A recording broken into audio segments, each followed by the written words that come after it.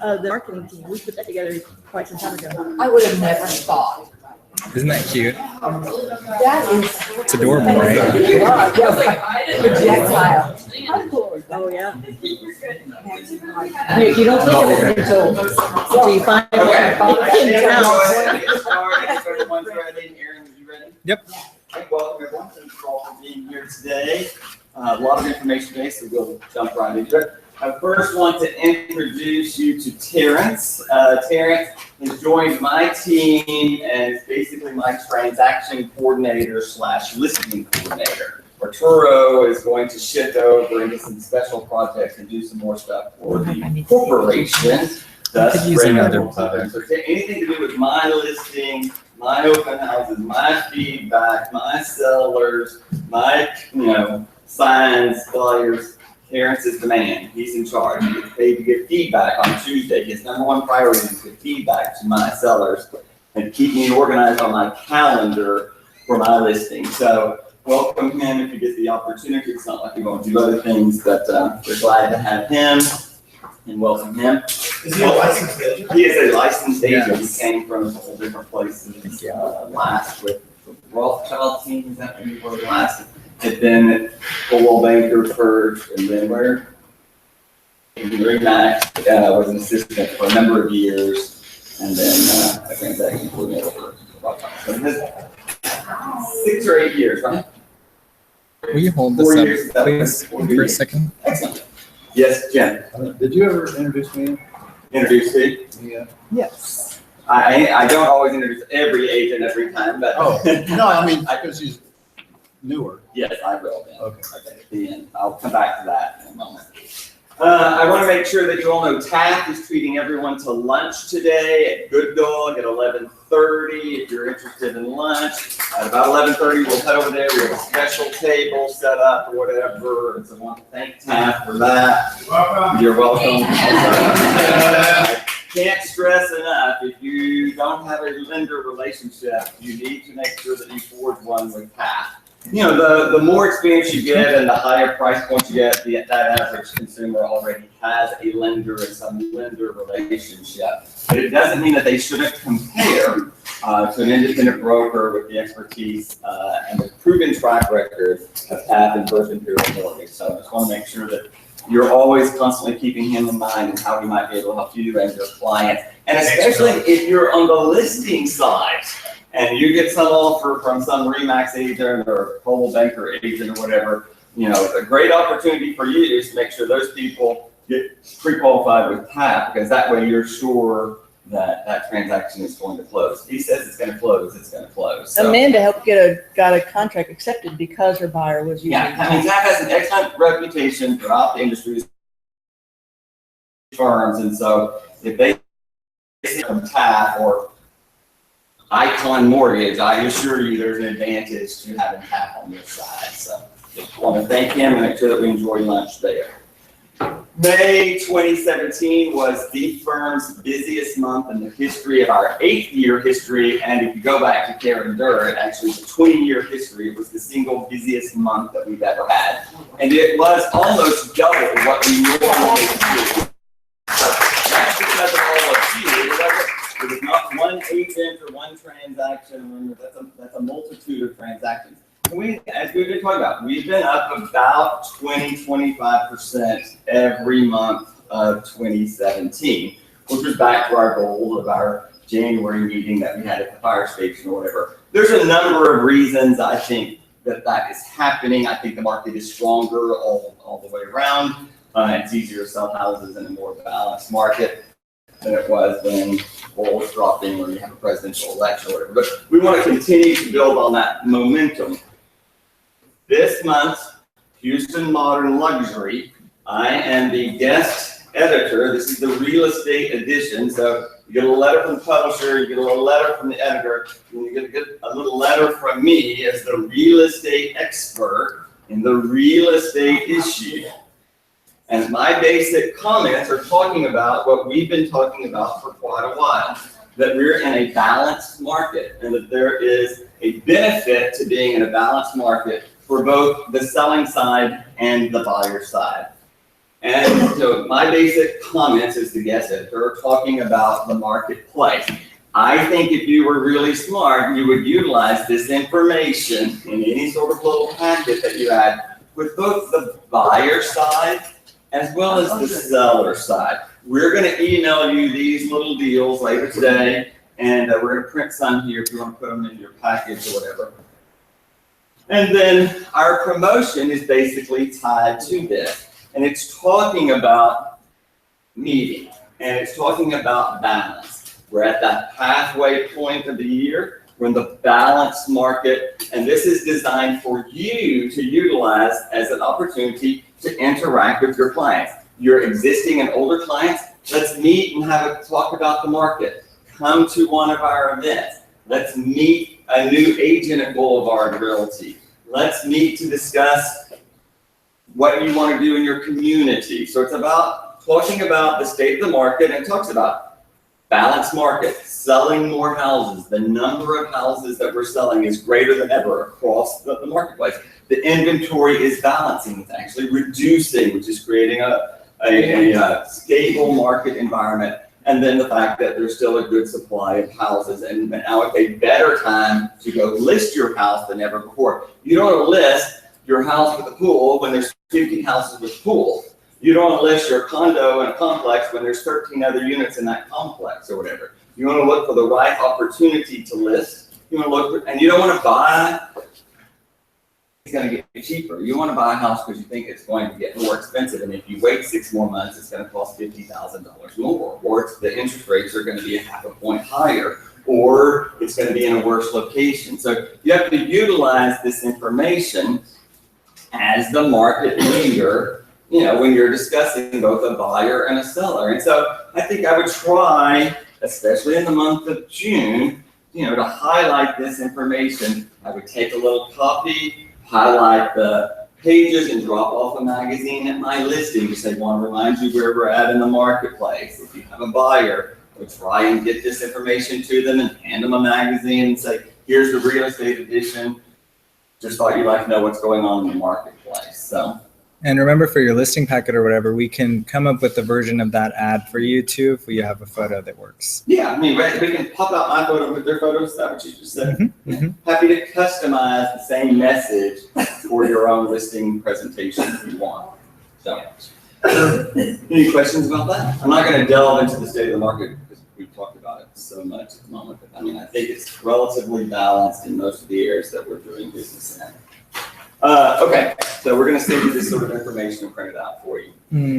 Want to remind you, as we get just almost every year, I mean, we're in hurricane season. So I just want to make sure that as an agent with listings in this firm, you have a responsibility to act responsibly in the event that a hurricane is announced. For those of you that are new, these hurricanes, I mean, I would pay attention to hurricanes. They impact your life. Every time they form and you read about it and you have a transaction going, you need to know the status of the hurricane. If Hurricane Abel forms over here in the Dominican Republic and it gets a little closer to us or whatever, you're not going to close your transaction tomorrow if there's a hurricane in the Gulf of Mexico. You understand that, right? I mean, they're not going to close the transaction until they see where it lands and what's the impact of that sort of going. So certainly, anywhere in our general region could delay your closing.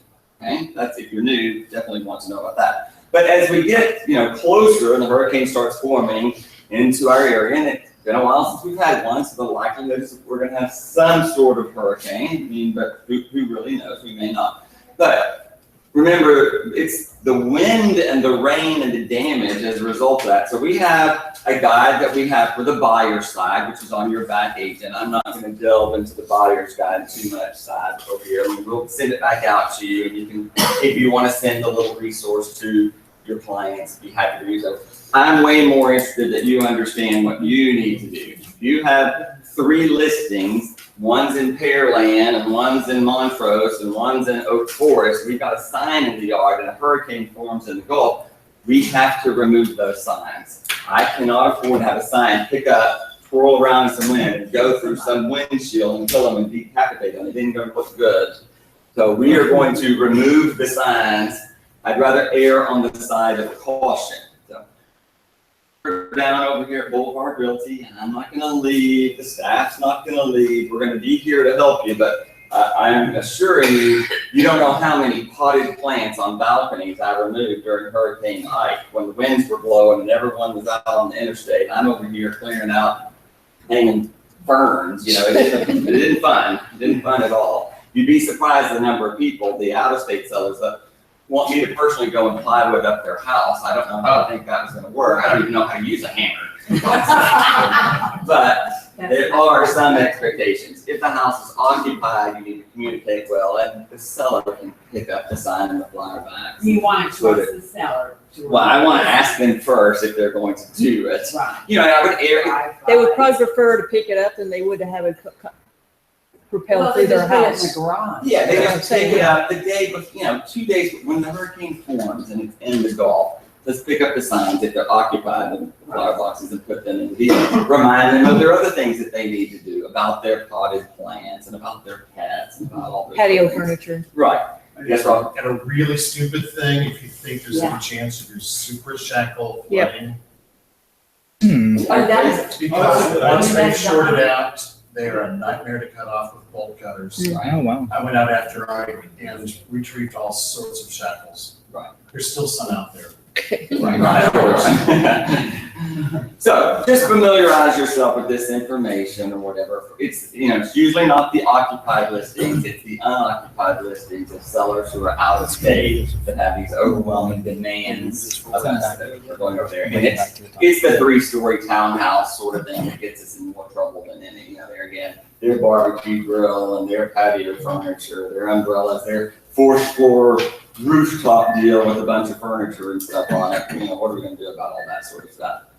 So that'll be on back agent. This is gonna be on back agent. Is it already on back It's agent? already on Yeah. there. This, okay, there's the consumer side and then there's the realtor side. And when you say we are going to remove signs, you mean The Kenny agent. is responsible. Kenny is responsible for his listings. Right. Yes. Just to Mario clarify. cannot It's go on, and do yeah, it's on Boulevard. 250 signs. Right. Can't do it. I think you can. We're here to help with that.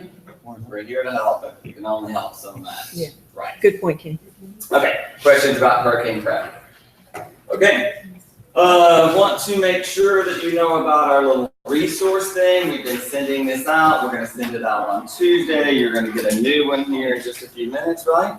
We're Yep. ready to go with it? I have some copies back there. This is just some general information. Usually it's topics that I've talked about at the sales meeting or the previous week or something coming up on the calendar. So hopefully you're utilizing this information. For those that don't get to come to the sales meeting and stuff, there's some good information in this We have a thing too. printed right here. And we, oh, okay, excellent. So we printed the ones for today already? There you go. We're up to date. You said it in a few minutes. We're There you ahead of have you. it. We're on track. We anticipate your needs. Yes. Okay, you want to talk about open house I feedback? We're do. gonna let Rhonda talk about open house feedback for just a moment. Do you have that? I do. So, Marianne, Aaron, and I put together a open house feedback form. It's like a survey that you can use each week in order to provide feedback. It's for when you're host a listing that's anybody else's other than yours. It's not a bad form to make sure that you're collecting this information while you're doing your open house. And what we did, especially Marianne and I really powwowed together a lot. We're experienced agents. We've had listings and we worked with buyers. We picked up from open houses and we've held listings for Bill or for other agents. And listening, I kind of came up with, the idea saying, hey, by listening to the comments of Bill's sales team and various other Marianne and Selena and other people and the questions that were being asked after feedback has come in, we kind of said, I said, hey, why don't we just put together a form and let's make it easy for everybody to do. And also, like I said, the thinking of the questions that I asked, things that I wanted to know when I got finished with an open house so that I could go pursue those buyers or try to get, or even sellers. As Marianne and I were discussing, when we put this together, sellers who will sometimes disguise themselves as tell you they're nosy neighbors because they want to, because they're thinking about listing their house and they want to know how you post an open house because they may actually be interviewing you even though you don't even know it. I know, they're tricky, they're very, very tricky. So we try to put together just a simple form that provides the questions, and it's gonna be sent to you online, so you can just go in and fill it out. You fill out each week that you do an open house listing. And it just has simple questions in there, like what's the address, when did you hold the open house? Now the date, the time on here is only gonna let you fill in what time the open house started, not necessarily 2 to 4, but just 2 p.m. It's gonna ask your name. Hopefully so far we're doing pretty good. We can all answer these questions. The number of attendees, and those I group them out by like Aaron, you can sets. pull up. So number of attendees, you kind of group them together like sets. So if you had like 15 people come through, but they really represented 8 buyers, then that's what we really want to know is how many potential buyers came through in the open house. And then really how many were serious buyers overall. And by overall, I mean, you know, if there were 15 that came through and 6 of them were nosy neighbors, and they really were nosy neighbors, and you don't really count the serious buyer might then have been the remaining 9 super buyers that came through. And then how many were actually interested in that particular property? They might be follow-up for Bill or for somebody within his team. They might be follow-up for you because they don't have an agent. That kind of stuff. So the difference between the first question is really almost like how many prospects could you potentially get? And then how many might actually be interested in that particular property? And then did any other agents attend? You know, and if they did attend, if they didn't, that's easy, but if they did they bring a buyer or did they not bring a buyer? And then very important is the summary of open house comments. Do you have the one that I completed? It should be, Sure. it should be in there in the responses. Yeah. Because I redid it again like that. I filled out one that just kind of showed you what the responses were. So the summary of comments might be things like somebody provided some feedback the other day that said there was a woman who came in there by herself. You know, it's the 3rd time that she came back to the house. She seems to be really interested. Here's her contact information. Or an agent came through, they spent quite a bit of time, 45 minutes in the house, they came in the pouring rain, and they seem to be quite interested. Here's the name of the agent, here's the firm she's with, and here's the name of, I think, the name of the buyers. So those are really good comments for everything. And then there's questions like, is there any follow-up for the listing agent with prospective buyers who already have an agent? Essentially kind of this information that was included in part of the comments. But, you know, if Amanda Enhorn's clients came through Bill's listing and they seem to be pretty interested, they want to know about that. That's a courtesy that you're doing for the person who allowed you to own the open house. And then are there any items that need to be addressed by the listing agent? Are the neighbors parking in the driveway, what they think of an open house on weekends? That makes it really hard for you to do your open house. You don't really know whose car it is or whatever else, but there's the same car there every single Sunday. You know, or did BB, you know, or you know, did somebody decide to start remodeling the house next door and there's a ton of trash out there and it, you know, maybe interfered with the presence or the appearance of the open house. And then the last one is if you can just provide some factors that may have influenced your open house. Last weekend it rained. It wasn't necessarily raining when we started our open houses, but most of us, by the time we got finished, it was pouring down rain. And so that's a comment. You might say, you know, we had great open house traffic until the rain came down. Or I think Bill mentioned, I think BB's was having some kind of event or something, and so his 6.5 street listing was, you know, parking was rather horrendous, and some of those kind of things. So it's just fairly simple, but these are the kinds of questions that you want to ask yourself, like I said, as you're doing your open house. We want you to succeed in these, and we also want the firm to succeed if there's other follow-up for the agents you're doing. Any questions? That's really good. So if you're holding my open house at one of my listings, I need this information. I mean, I need it by Tuesday morning. We actually need it by Monday at 4 p.m. Okay. Which I put on will the, send it which to is on you. the, We can send it to you via email Sunday evening, and I think that's enough time. If it's not enough time, you can just tell me and we will figure something out on the side. So everybody that's doing an open house, you're gonna be sending that form to. For someone else. For someone For else. Bill, Like I said, you Melissa, hold your own Cynthia. open house, unless you, I mean, you know, but if you're holding Amanda's open house for her, she needs to be able to she needs this information. It's good then. So we're gonna send because it to you. most of us target Tuesdays is the day we get the feedback to our sellers from open houses, from activity on the weekend. Yeah, the blank form can be on the back page and everyone can print it and use it for yourself, of course, but this is designed if you're hosting an open house for another agent. If So you're another like agent me, can provide feedback. if you're like me, you need to do it at 4:05. Like, Yeah. You know, I mean, the open house is over and we're not supposed to leave yet because you've got a couple of stragglers. There really is no reason you can't fill that form out. Unless you're going to show a house or whatever. You might have something, but your memory is most fresh. Yeah, exactly. Your sign-in sheet's right there, you can just kind of fill out how many people came in.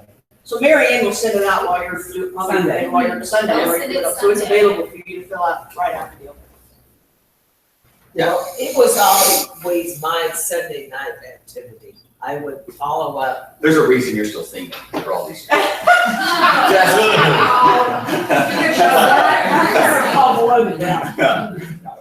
You know when you should fill it out. Fill it out whenever you can and get it to us. So that, I'm telling you, Terrence's success and failure is dependent upon this information. Anything it is asked you out if he doesn't have the information. And we're not gonna let you hold my open houses open if you can't give us the information, because I'm looking bad if I can't provide feedback to the seller. Nothing's more embarrassing when the seller calls and asks me for the feedback, and I say, I don't know. On Monday, I generally can bluff my way and say, we're following up with all the serious inquiries. And then on Tuesday, I'll provide the information of what they give us, because the most serious people write an offer again on Monday, right, if they didn't do it on Sunday night. But Why we have to have it Monday. yeah, but if no one showed up, I mean, that's, and I say that on Monday, and then on Tuesday, I say, if no one showed up on Tuesday, it makes me look pretty bad. I'm following up on Monday, and on Tuesday, there wasn't anyone to follow up with, you know, because no one showed up. So the sooner you get us the information, the better. But we do try and tell my personal sellers, please don't ask me until Tuesday. You know, so. But it's not like, one of the other things, any follow-up we address now, you know, like one of the folks provided feedback this week, so the cabinets in the pantry area are uneven. Well, that building needs to know that, so they can go in. There was a dead bird and it was smelling in the Yeah. garage. I need to know that. The pool is green. I need to know that. The air conditioner on the second floor doesn't work. I would probably need to know that sooner than later, so. Right. Pretty good The house wasn't there when I got. And I, But it's been very good, like Drew, they bring, the MLS says we have 4 bathrooms, I found a half bath off the garage, it's not reflected on the MLS, and it's not on the flyer, well, that's a pretty good one, right? I mean, we're trying to correct those sort of things quicker than later. and I do think some people have been pretty good in the past of telling you, but now it's just like Terrence does a little bit of the feedback right now. I do a little bit of the feedback. Right. Arturo does some of the feedback. And so it does have to be kind of documented somewhere, even if somebody walks up to your desk and tells you exactly what happened. Well, there's also a nice repository for all of that feedback, so We that. stick it in the file. Yes, stick it in the file, so if Bill wants to go back, you know, and he's reviewing a listing, and they're wanting. It's been 90 days, we're doing our follow-ups, I can show them, look, we had 7 open houses in your 3-month period, you know, and it's not, they won't blame you if you've been doing something. Right. You know. But, okay, on that note, which really wasn't, you know, I've been still thinking about this. If you take a listing and it's been on 30 days, I mean, I almost want you to stop me and talk to me about your listing, and then we need an action plan post 30 days. And then post 90 days, I mean, we seriously have to think about this. If you're not willing to spend $100 a day on your listing that's been listed for 90 days, we shouldn't have that listed anymore. So almost have to, I'm thinking it this way for my own listings. I'm not willing to pay someone to sit at my listing after 90 days and sit there like a sales center, like the Sudoffs of the world do, or the Urban Livings will do, on Thursday, Friday, Saturday, and Sunday. I'm not necessarily going to be able to do it. I might have to hire Ginger over there to sit there, or a college student, or Rose's son, or someone. If I don't think it's worth doing, then we probably shouldn't have that listing any longer. We probably should move on to another listing.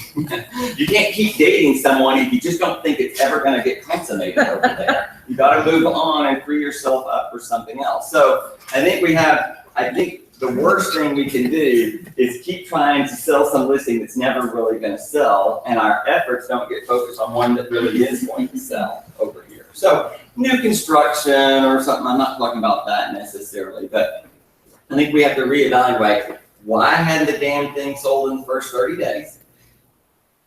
if the seller wants 1.2 million and the market says it's only worth 1 million, then that's okay, and the seller's willing to just keep it, testing, then that's okay. Maybe that's the answer, or whatever. But if there really is, if they really do want to sell and we're not selling it, then we probably need to look at what we can do.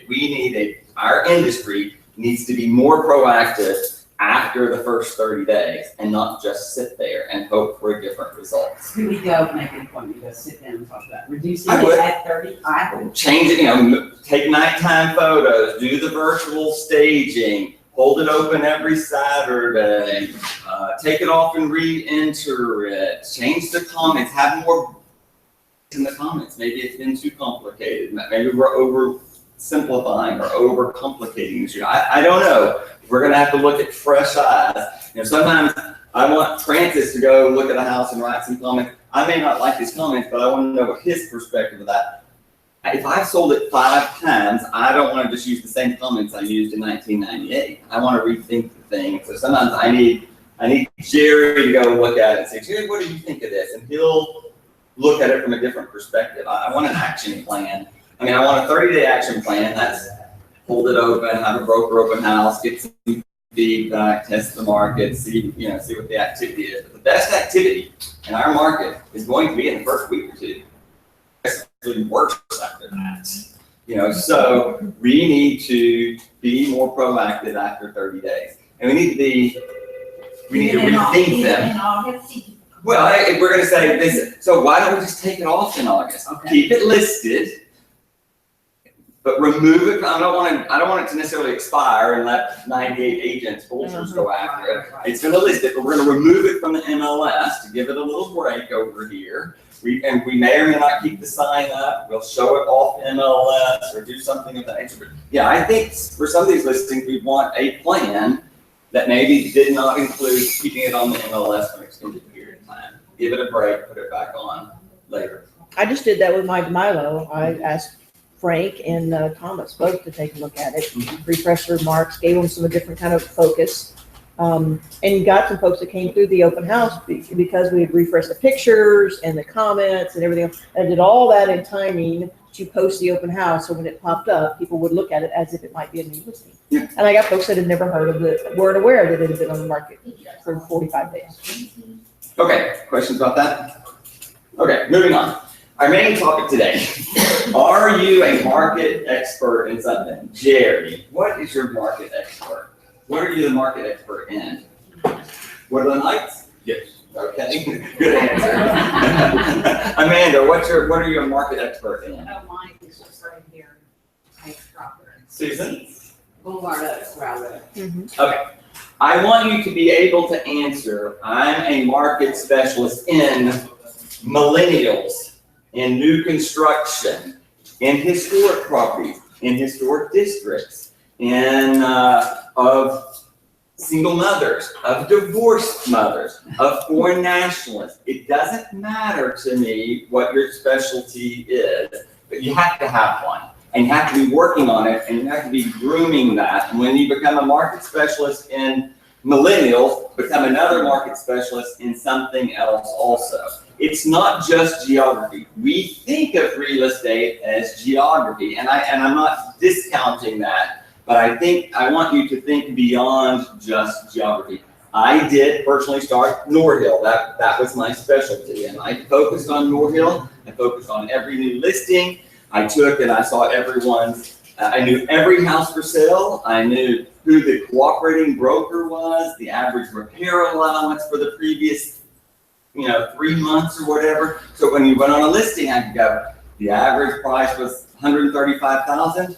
After the option period, the average seller gives up about 2%. So when I go on a listing, I make sure I have a realistic expectation. And when I take an offer with my seller, I tell them on an old bungalow, if you're not prepared to give up 1 to 2%, don't enter into the contract. You're not going to sell an old house unremodeled without giving up something. That buyer in a balanced market sure as hell wants it just as much as he does when it was a buyer's market. So, if I have a 20-year-old house, 1435 Tulane, it's old house. I know it has deferred maintenance. So when I get an offer that's $40,000 less than the asking price, I make sure that I tell my seller, don't enter into this agreement if you're not prepared to give up another $10,000 to $15,000, or we're wasting our time here, folks. And that's what I get paid to do. I'm the market expert. Say, look,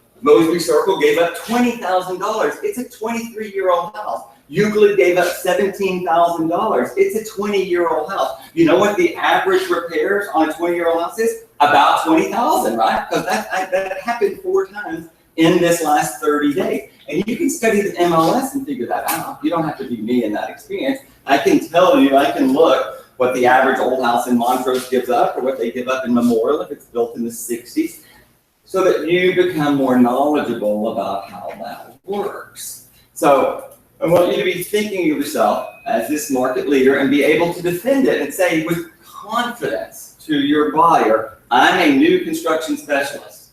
I'm a historic property specialist. And you've got to go entrench yourself. And if you plan to sell houses in the historic districts of the Greater Heights area, you damn well should watch the Houston Archaeological and Historical Commission. I mean, you should watch one. You don't have to watch every one because we have experts here. Cynthia used to go and report it and blog about them and all, kept up with the changes of the ordinance. There's a design meeting on June 20th, whatever, for the design guidelines. If you want to know how it's going to impact the buying and selling of an old house in a historic district, you should probably go there. That's your industry. These are houses. You're going to get a call for a listing in a historic district if you sell a house in the Heights. If you don't worry about that. If that's not going to be your specialty, but if you're in new construction, you need to go to the Greater Houston Builders Association. You need to attend some new construction. You need to be walking new construction. If you're going to sell whatever your area is, but if it's the Heights, walk through every Whitestone house, even the custom ones. You'll get a feel. The custom houses tell you what people are willing to pay for. How many shower heads do they really want? How important is, a wine feature? How important is a 3-car garage? How important is a lift so you can fit 6 cars in your 3-car garage? That's where the money is in the custom houses. That's the advice you want to be giving your spec builders over here, because this is proof is in the pudding of what people are willing to pay for. If they don't really want that, then don't advise them to do that. The worst thing you can do, these builders are notorious of only looking at other spec houses. When they're all jumping off the cliff, don't jump off the damn cliff with them. Remember? Who cares what another builder's doing? Care about what sells over here. That's way more important to walk through the houses that sold than to walk the houses that haven't sold over here. That's just telling us what didn't sell. We need to know what sold and why did it sell. Was it location? Was it school district? Was it ceiling height? Was it the color of the cabinetry? None of you need to, get yourself well entrenched. If it is the neighborhood, then you're going to have to attend the homeowners association meetings, go to the constable meetings, go to the events in their little parks, the hot dog cookout things and Woodland Heights, or the fun run for the Houston Heights, or the Boulevard Oak. These little areas and their little flags and their little 4th of July parades and their little alley rallies over here. Those people, those are entrenched over there. We've got to sponsor the alley cleanup day or the dog spay and neuter day or whatever it is. You got to get yourself entrenched and find a way to brand yourself into that deal. We haven't done it lately, but some of you that are new need to host new home seminar. You get staff to come and talk, you get an inspector to come and talk, you get a home warranty coming to come and talk. They each pay $200. You have an event on Saturday from 9 to 12 for new home buyers, whatever. You advertise it, you get on Swamp Lot next door. You'd be surprised, you get 30 people show up who are going to buy a house in the next year or so, and they just need an education on raising their credit score before they buy. How much money do I need in savings before I buy? What am I going to expect along the way? How do I get out of my lease? You'd be surprised. Those new home things work well. I got 5 leads out of my first time home buyer seminar. 5 leads, and 2 of those people came back to me when they got ready to sell the house. Sponsor a credit repair workshop. These credit ratings and credit reporting histories are fixing to modify, and so they're going to take off, which indirectly, people who've had a historically poor credit issue, a bankruptcy or a charge off or something, they're going to reduce the amount of time period that those adversely impact your credit score. So people who think they can't buy a house after July 1 may be able to buy a house if their credit score goes from 629 to 670 right quick. You'd be surprised how easy it is. And as the economy booms more, the lenders are more willing to lend money, even to less credit-worthy individuals than you are in very conservative lean times. When lean times are tough, banks don't like to lend money. When the economy's slowing, the banks free up the ability to loan money. Even this startup money and flip money for investors, I get 10 a day now of people who want to loan you $150,000 for your flip, they do it all the time, but it'll start being more free flowing of money. But I want you to be able to speak with confidence about one of those deals. Our group needs role playing and playing with one another and asking the questions from the open houses to just the questions during the showings or whatever. I was not this person, but the Durs, he was all into role playing and he was all into the takeaway and these little gimmicks about what you actually do. I didn't come from that school of marketing, so I'm not good at that. But I do think it's a good idea to be able to, what do I say? Becky today was a fascinating deal. Has clients that want the exact same house. So here's 2 clients that want the same house. And I swear to God, if you are in real estate, this is going to happen to you the rest of your life, because you're going to want a bunch of clients, and the bunch of clients are all going to want the best house. So if I have Mrs. Jones and Mrs. Smith that want that house right there, I can tell Mrs. Jones anything that Amanda Anhorn can tell them, and I can tell Mrs. Smith anything that Amanda Anhorn can tell them. I just can't tell them what the others don't know about it. So all the time, we have people that ride on, 2 and 3 clients that work right on the same house. On the same lot too. Remember, I'm in construction, I'll have 5 builders ride on the same lot. I can't tell each other what each of them have done, but I would know from experience that there appears to be a high level of interest in that property. So you always ought to offer your highest and best offer. That's maybe $1,000 less, but cash closing in 2 weeks. Not necessarily, doesn't have to be highest, and you must assume that you're going to have multiple clients that want someone else's listing, and you must assume you're going to have multiple clients that want your listing. I sell the very best houses in the Heights for 20 years. So when we resell, I'm reselling to the best house in the Heights. And so of course I have clients that want to buy the best house. So of course, if I'm showing the police chief and he wants a big lot, I'm going to show him my listing on Mosby Circle. I'm going to represent the seller and the buyer, and I can tell him anything that Gerald Womack could have told him. I can't tell him anything else, but I represent the intermediary all the time, and then the firm certainly is involved in intermediary. But you must assume, if you have 2 clients that want a house, Amanda Anhorn has 2 clients that want that same house, as does Caroline Schlemmer, as does Mary Wasser. So, you've got to always assume that if you have someone interested, there's other builders out there and they have someone else interested too, right? You're not the only one. So you can't just dilly-dally and assume. And it is this, I go on my little listing presentations. I know a little bit about the history of real estate. I only know 2 things now at the moment. If it ain't white, I can't sell it. Everyone wants what everyone else wants. So when somebody wants a house, then that's when everyone else wants it, So you must assume that somebody else wants it at the exact same time.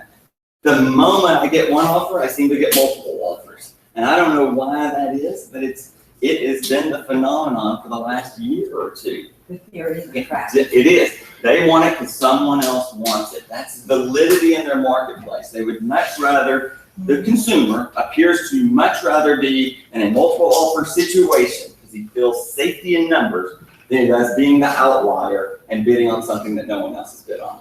For some reason, that is where we're at in the marketplace. So you must assume if your client's bidding on it, that someone else's client is bidding on it. I dilly-dallied on this too with Lisa over here on Waverly with the other people. over a 60-day notice versus the 30-day notice. And basically, Jenny got it because I didn't have to have it complicated, because these people wrote a little letter, they had their little baby, they drew in their future baby, they want to get pregnant, and in 9 months, I swear to God, they drew the little baby, they're gonna get pregnant, in 9 months, they're just concerned that if it takes 2 or 3 months to get pregnant, and they're pregnant for 9 months, in the 12th month, they're just not gonna be able to move, so they kept trying to get this 18-month lease or the 60 days notice. I'm just going, and it was 7 rounds of negotiations on a stupid lease on the term. And I'm just going, for God's sake, I just want the one that's a normal 12-month lease. It's just so much easier.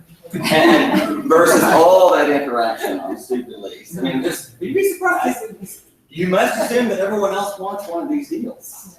You know, nobody wants the one that nobody else wants. But I want you to really be able to say with confidence, I'm a market leader in this. And be what townhouses, condos, high rises, 77007, Harvard Elementary, Rice graduates, medical professions, young lawyers.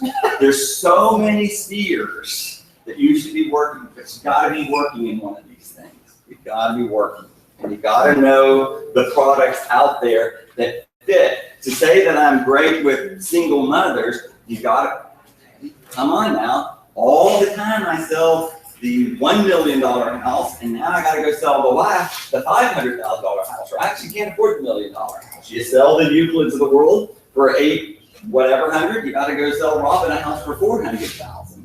You know, and there's not a lot of $400,000 houses that I can sell in the Heights. So you gotta go show in Westbury, and you got to go show in Oak Forest, you got to go show in Spring Branch, and some of those things. So downsizing is a pretty good gig if you can sell. I'm selling the Burn house for $800,000. They're basically buying a $400,000 house. Where's the best $400,000 house if you work downtown? Where is that?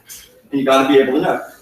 Young professionals, I made a huge living of selling first $50,000 condos on Cambridge Glen and Cambridge Court, but then we sold them, all of those young doctors and young nurses, and we sold them in Post Oak Manor and Westbury, because that was easy access to the medical center. They wouldn't move, they couldn't afford the Heights, and they wouldn't go to Garden Oaks. And of course, because it was too far for them to get to the med center. It's just easier to get to the med center from Post Oak Manor over there. So you advertise in, I mean, the largest participation of gay and lesbians in a homeowners association is in Westbury. That's where you go if you're a young gay guy who wants to tap into that market over there. It's nurses, it's young medical professions, biochemists. That's where they live, because it's, you know, it's affordable for them. Now, be thinking about that and be working on that, being able to answer that, and then let's develop that for the next 3 months or so. Questions? Comments? What time is it? About 10? 10:45. 10:45. Okay, I got one more thing since Rhonda brought it up, that we were having some discussion over, I got this repair allowance, I've negotiated this repair, and let's just pretend it's $10,000 on $5,000. I got the $10,000 we negotiated. What am I going to do about it? And the seller usually just wants to reduce the price. They want to reduce the price to $490. But if you're the average person putting down $5,000 or $10,000 on your $500,000 house, you need the $10,000 to do the repairs over here, because you're going to do those repairs, and then you're going to do some other things, right? You're going to buy a new TV, and you're going to buy some new draperies, and you're going to paint the front bedroom pink for the baby that's coming. So, I mean, you need the $10,000. So the easiest thing, if you had $10,000 worth of closing costs, is to apply the $10,000 to closing costs. You were going to bring your down payment of 10%. That was $50,000. You're going to bring your closing costs. There's another 10. So instead of bringing that 10, the seller's going to pay the $10,000 of your repairs, and you're going to use that $10,000 for those repairs. That works pretty well. It doesn't work so well when the lender doesn't bring those closing costs. And here's our problem, is that we need closing costs and prepaids. Prepaid would be 1 year's homeowner's insurance, that $500,000 house, let's assume that's $2,500. And then we need 3 months of reserve taxes. Let's assume that's $800 a month for the taxes and the insurance. So here it's about $5,000 of prepays. Most lenders are not going to let the seller pay those prepays. They're not going to allow that. They're only going to allow the true closing costs, 1 point origination and a few of the other lender's fees. So you must verify with your smart lender what is allowed. Yes, TAC will tell you the truth of what they allow. You must know the difference between the closing costs and the prepay, and will the lender allow that or not? Because we have it happen all the time where we agree to the $10,000 and then the day of closing, the lender only allows $5,000 and the seller is not obligated to give you this other $5,000. And we have unscrupulous sellers that intentionally agree to this because they know they're going to reap the benefit. Happened twice last month. Happened twice last month in this firm, where the seller didn't want to agree to what everyone assumed would be a seller contribution of X amount of dollars. But when the lender didn't approve it, the seller intended to just keep that money or whatever. I had to write a check back to one of them for $2,500 or $2,800 or whatever to keep the deal going forward. So, I mean, I'm a realist of how it works over here. Because everyone's going to get upset and leave out the door. It's just easier to buy our way out of the deal. But you must really know what's allowable and what's not allowable. One thing, sorry to interrupt you, one more thing on that, get a little creative to recoup that extra money. We can pay, the seller pay contractor. Yep. This is what we do that all the time. We do it all the time. On the seller And side. escrow, we put it in escrow. Well, they don't want to escrow the money. No. They don't want to escrow the money. You don't have to go that way. The title company Well, doesn't. how do you make He's sure gonna tell you seller's that. gonna pay Just that? wait. There you go. So if we know that we're going to use TNN air conditioning to replace the air conditioner, the seller can pay $5,000 to TNN air conditioner. Go to closing. The seller, everyone closes. The title company writes the check for $5,000 to TNN, hands it over to, came from the seller's proceeds, hand it over to the buyer. The buyer has the work done and hands TNN the check. It works just fine that way. We're okay with it. And sometimes companies aren't. Not every title company. I would prefer that you go to a Charter or a Texas American where I have enough pull that we can get done. Martha has a deal where we're having a screwy title company issue. We just are this is set to close today. We're moving the title company to a different title company so that we can do that very thing. Just move it over to Charter. I'll make Charter do it. And we don't have the problem anymore. The buyer and the seller were both in agreement. It worked just fine to move it. If we're not exactly sure who we're going to pay now, we don't really know. And I know how this works. We represent the buyer. You've given the seller an invoice for $5,000, but really you're going to have Uncle Bob do it for $1,000, right? I mean, that happens all the time. So you don't want to write a check for $5,000 if you think you can get it done for $1,000. But we've agreed that there's this number. We can do Bill Bolden Restoration or to Boulevard Realty. We just have to I can't give that money back to the buyer. I mean, I'm not going to be in mortgage fraud over here, but we are a licensed, regulated. We can pay if we had to Bill Bolden Restoration. We set the check here. When they get the work done, I'm going to pay a vendor. I'm not going to pay back to the buyer. I'm not going to give them the money. I'm going to pay, but they don't know who the vendor is. And it can then be divided between 5 vendors. I don't care who it is. I can pay $500 to a plumber, $500 to an electrician, $500 to an HVAC person, whatever. We can find a creative way to make that work. If it's cash, it's not as complicated as it is when there's a mortgage. Okay, so for the buyer's side, the lender doesn't want to see that there's $25,000 being paid for the foundation work, because they're scared to sell, you're not going to do the foundation work, and they're going to foreclose the house with a big foundation problem. So there is a reasonable number and a non-reasonable number, usually as a percentage of the sales price or whatever there. So if we have a huge issue, well, I need to talk about that a little more creatively. And of course, we always get into this. I'm sorry. Sorry, if you're paying Boulevard $5,000 and Uncle Bob's going to do the work for $1,000, there's still $4,000. I have to pay to another vendor. I can pay for You're just hoping they're doing more than That's right. I can pay a painter who's going to go paint the house. I can pay the window covering person. I can pay for a refrigerator. I can't give the money back to people. So the money has to be used for works that are gonna be. Yeah, it's got to go to the house. You're gonna spend $5,000 on repairs. Yeah. Okay, but there used to be, and I mean, this is illegal, There used to be a way to, okay, I'm gonna bring a $10,000 check and we'll keep it away from the lender.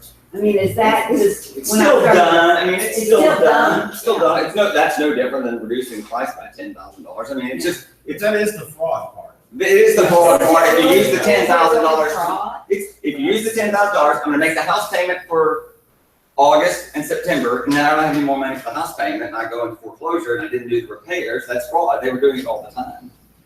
That's rude. I'm gonna buy a house, in 2006 and 7 and 8, buy a house for $300,000. I'm gonna get $30,000 for repairs. I'm gonna use that $30,000 to make the payment and put the house back on the market for $400,000. We had all sorts of flipping and mortgage fraud all the time.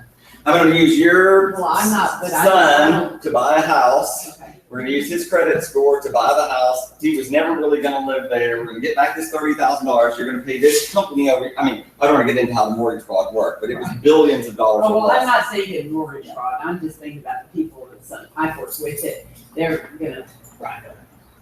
So we constantly get asked, I got this $5,000 deal, I got this $10,000 repairs that we've now agreed upon for an allowance. And now the seller doesn't want to pay the commission on the $10,000, right? It happens all the time, at least a couple times a week. The seller's gonna pay the commission on whatever's listed on the sales price. So if you reduce the price, yeah, we're gonna go to $490, don't get to pay commission on $490.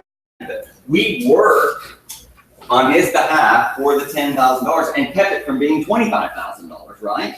So we're gonna be compensated for the work we did in the option period with regards to repairs. The other side worked for it also, I mean, right? They work even going to the inspections, getting the estimates, making the amendments, submitting it. So, I mean, we're not gonna reduce the commission by the portion of the repairs that are being done. That was part of the work for it, so. And often if you look at that, it's 50 or 60 or It's $100 insignificant, or right. something along those It's lines usually anyway. insignificant. But, yeah. Now, if your person just doesn't need the money, like I say, they're paying cash and they have plenty of money anyway, then yeah, you'll probably just reduce the price because remember, HCAT's going to pick up the sales price. That would invariably help the seller keep their taxable value down by a little bit, or whatever the amount of the repairs that you negotiated. So there are some instances where you want to reduce the price, but typically the borrower, unless they have a significant amount of cash, would rather have the money to do the work. They don't need the money to do the work and have significant other cash reserves, then reduce the price and move on down the road, which is the simpler thing to do. Just means we have the money or not. Questions about that one? Did I go over that thoroughly?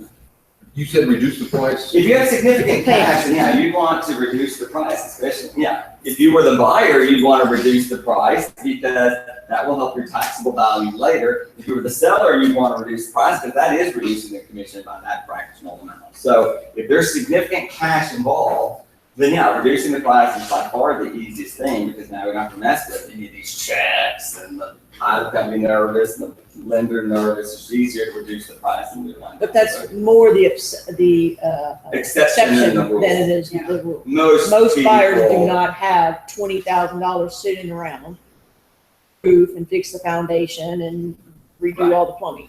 And remember on both sides, if you're the listing agent or you're the buying agent, and the more that this gets to the lender, the more they're going to require those repairs being done prior to closing, So you want to not provide that information. You're not required to give the information to them, especially if the money is being paid by the seller side. We don't know if the seller re-roofed that house before closing, before they even listed it or what. So, I mean, it's the seller's proceeds. It's just like the lien paying off Chase Bank or whatever. So, I mean, the buyer's lender can't dictate what the seller does with his money. Right.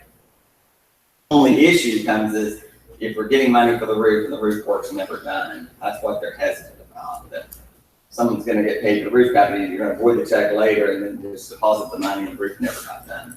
Right, so when it comes from the title company and goes directly to the contractor, is that written on the settlement statement? Sure it is. And, It can be done and with- lenders don't, if they're not like red flagged and get up in arms about It's that, a it's going. $500,000 deal and it's $5,000 paid to cruise the pot or roofing or whatever. That's an insignificant deal. It's 1%. It starts getting, if it's a $280,000 deal, and there's a $15,000 check going to Urbani remodeling, then yeah, that's flagged that something's going on. But if that were, we could be paying off Urbani remodeling for work that was done prior to the listing. They don't know that's right. So it's on the seller side, the seller's gonna pay Urbani, but it is possible, let's say the seller's netting $100,000 or whatever. You can take the $100,000 after closing and disperse $10,000 to my bank account in the Bahamas, $10,000 to my mother-in-law who gave me the money, $10,000 to Urbani Remodeling, $10,000 to Chase Bank. I mean, right? I could disperse the seller's proceeds any way that I want. They're the seller's proceeds. So, I mean, it is possible to get around it another way if the lender just is hell bent on it not being on the settlement statement. Well, that was Why gonna are ask you. lenders, why are lenders not like that? They don't think they don't want to. I'm gonna loan you money. I'm gonna loan you $100,000 to remodel your kitchen. You never remodel your kitchen. I want to reimburse you after you remodel the kitchen. That's how banks do. Well, why You don't they put? get a draw for what you've done. We'll pay you back for what you've done.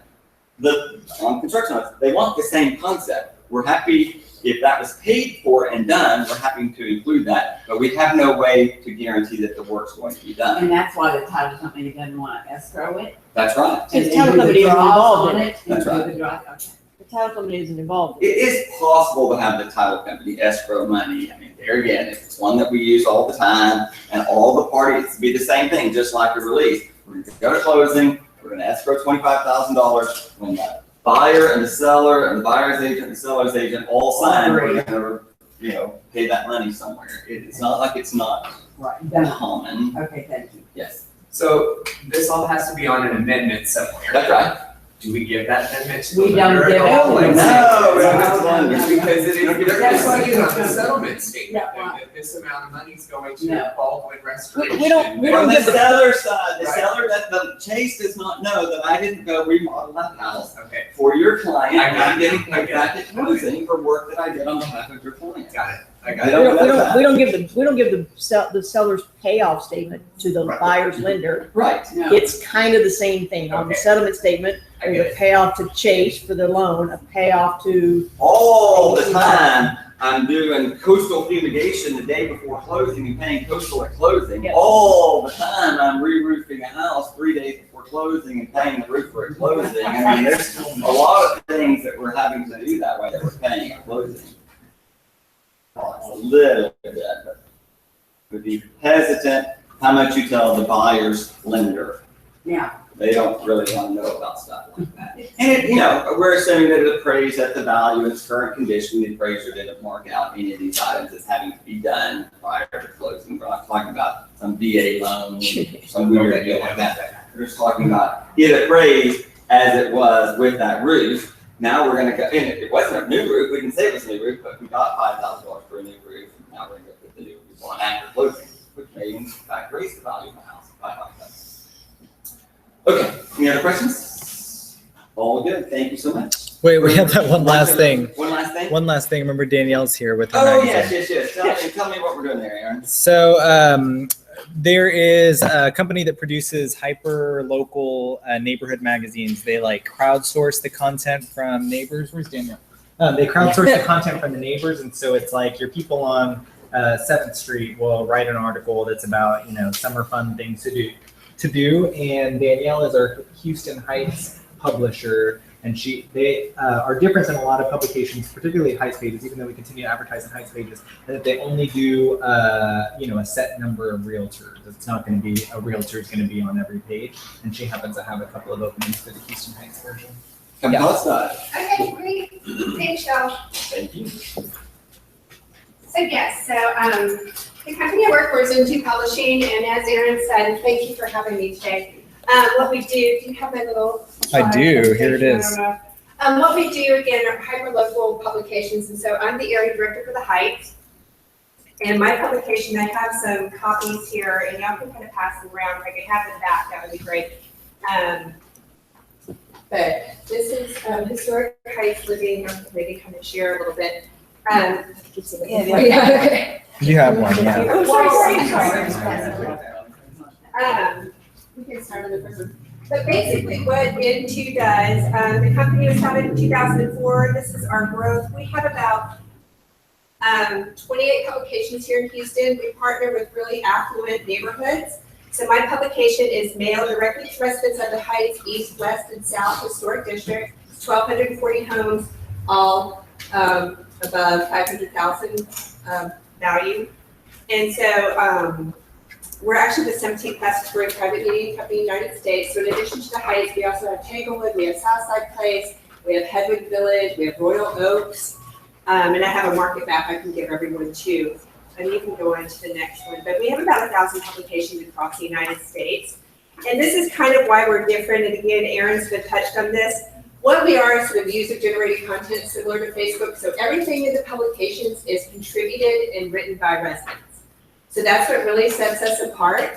And it's a little bit different than just other like local publications because it is mailed directly to the residents on a monthly basis. It goes into their mailbox. It is free to the residents. It's not distributed to businesses. So it's not something somebody's going to pick up at a coffee shop. And that's how we actually get a lot of the private information about residents as well. It's all about their families, their kids, their pets, their homes. I think they're home every month. Yeah, pets are big. And of course, there's, obviously there's lots of advantages to it, but what we are is really creating that long-term relationship with the residents. How often is it monthly? It is monthly, yes. So it comes out every single month and it is mailed directly to the residents. So I have an exact address list of that historic district. We can go on to the next slide. So do you get into Woodland Heights and Overland Heights, or you? We are not in Houston Woodland Heights. Is in the historic Heights, East, West, and South at this point. Woodland Heights is a possibility that would either roll into mine or it's going to have its own separate. And again, this is kind of really what sets us apart is the right communities with the right content. We are in upscale, really affluent, and these are really socially active residents, as you all know. I know obviously a lot of you, sell into these neighborhoods, but typically really difficult to reach. Even direct mail pieces, although effective, sometimes go straight into the trash. This is something where you have a resident who's fully engaged and participating in the magazine. It's their newsletter for the neighborhood. And again, it's about the neighbors. There's lots of local events. What we do as well with our business partners and who we partner with is typically someone who wants that word of mouth business and has a lot of the word of mouth business already in the neighborhood, or they're looking to establish themselves in one of these affluent neighborhoods. In addition to the advertising aspect of it, we also write articles about the business. We get a full feature article as well, and then we do private events. So I kind of heard some of your meeting earlier, but I will be sponsoring events in the neighborhood, and so business partners who do advertise with us in any of our publications are invited to those events on a rotating basis. You have the opportunity to meet residents face to face, which really sets us apart. Scroll up, and that's kind of here. Residents really want to meet the other residents. Neighbors want to meet their neighbors.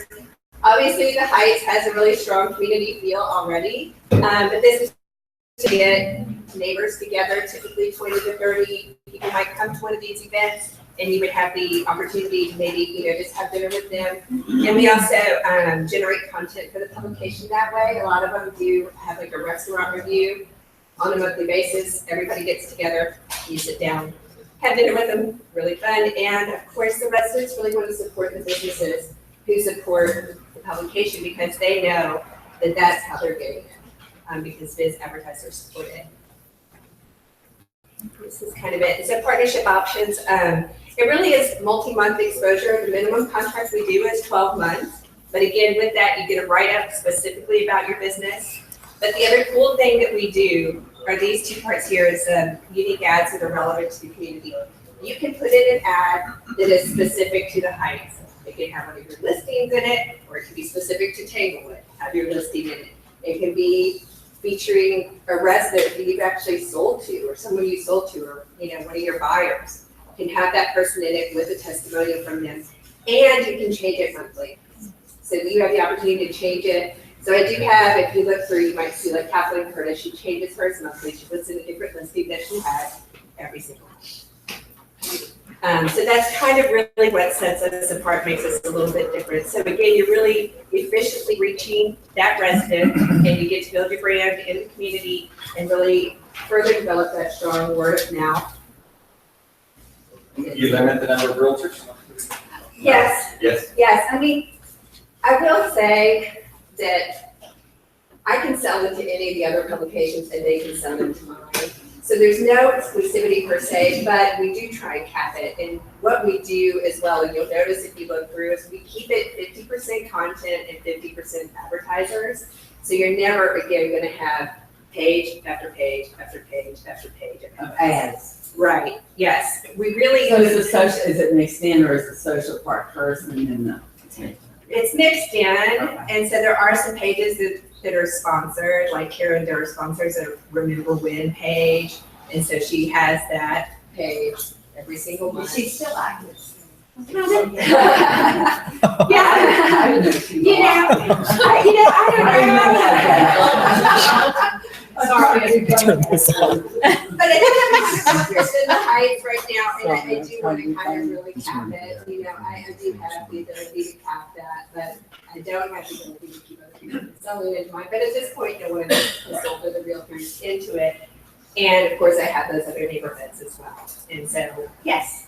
Okay, so it's an ad plus an article. Yes. Okay, and so how good is the article, is the size of the article based upon the size of the ad, or what's the ratio? No, the article is a one page. It can go into 2 pages, and it features photographs as well. So, let me show you. Someone have one page. What's that? It's right here. Okay, so when is the article every month, or is No, the article is once during a 12-month period. If you do a contract that's 24 months or 36 months, which are the other levels that we offer, you get 2 articles during that time period. And so here is a sample of one. So you're not in the publications monthly? Yeah, the The ad. ad is in there monthly, and then your article, you go in, it just goes onto a calendar.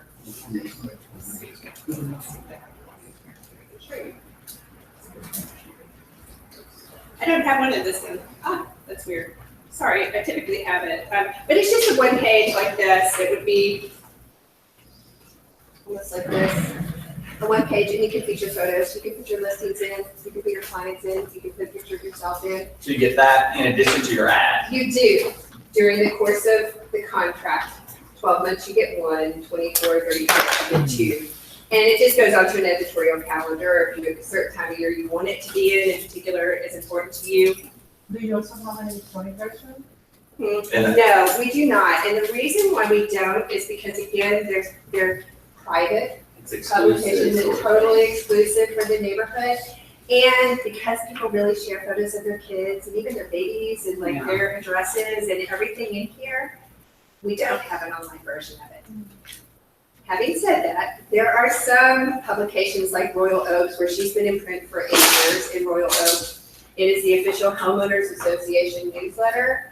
And because of that, there is an online version of it that's available only to the residents of Royal Oaks. They can link to it. I don't do it in the Heights because obviously it's more of an open neighborhood, it's like a gated community, and so I won't be having an online version of it. And it's really so we can keep it very exclusive. So is this, remember when, is this an ad? Is this a full page ad? It is a quarter page ad, and then the content is, she sponsors that content every single month. So in essence, she owns that page monthly. Is it this page? Is that one here? And that is a full page ad. Okay. Yes. But in also, like Karen's is a quarter page monthly, but that content is always there that month. And so also for like Vossler Plumbing, they sponsor the Home of the Month page. And so they always have that quarter page. And then Stephanie Finch sponsors the Porch of the Month, so I do Porch of the Month. And so she always has this quarter page ad, and there's always the content there. But there are many different sizes and lots of different options. I'm happy to kind of meet with you individually and kind of go over those options and pricing, because there's lots of different things that sort of happen, but that's the sort of good thing on it. Yeah. Right now, I saw like 5 realtors doing advertising. Yeah, that's So about right. you have a couple of how many? I don't want to go with maybe 7 to 10, and I do have, if it was something where you have a team, or a group, I mean, I have some premium placements that are available, like this back cover, the inside front cover, the same. Those things are available, so if you group with others, that's a really great thing to do. And I know that I've seen some of you do that before.